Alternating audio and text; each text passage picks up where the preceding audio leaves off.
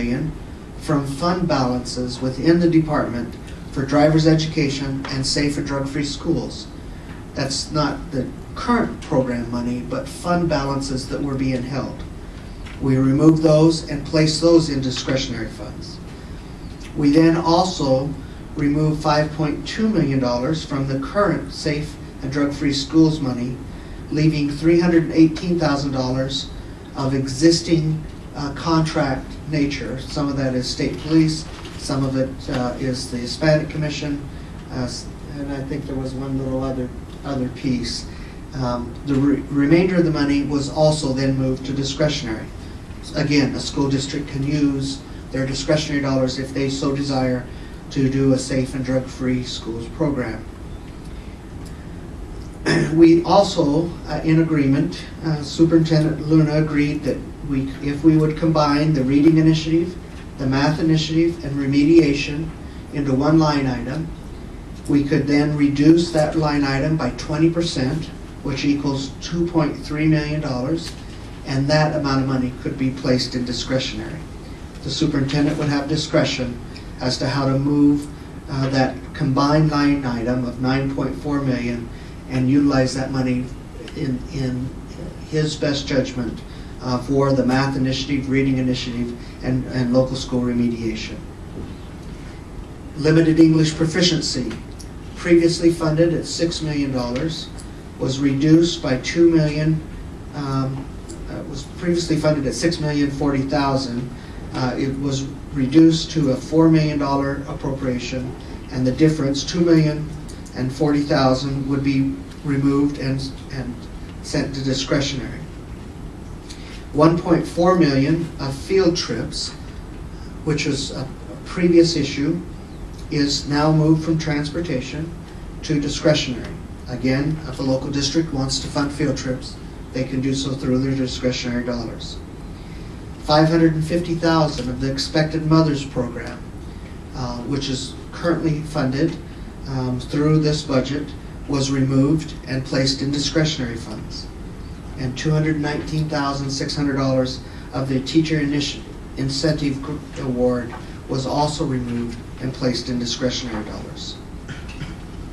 The key components of the budget obviously freeze the salary grid, make field trips non-reimbursable, that's part of the language you'll look at, and we also then place sideboards on the discretionary funds.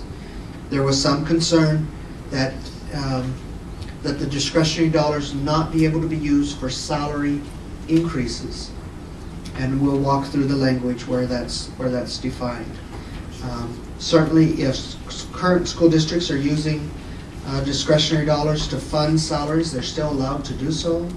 They're certainly allowed to use discretionary dollars to maintain salaries and to maintain teachers in the classroom, but they are asked not to use it for salary increases, and you'll see the exact lines. Now, on the other handout that you have, the spreadsheet, you will see how that money moves within each of those programs. I should point out that there was one other item in the stakeholders group that had to do with early retirement. There was a proposal to remove the early retirement program, which is currently funded at $1 million, and replace it with a change in the rule of 90 to the rule of 85.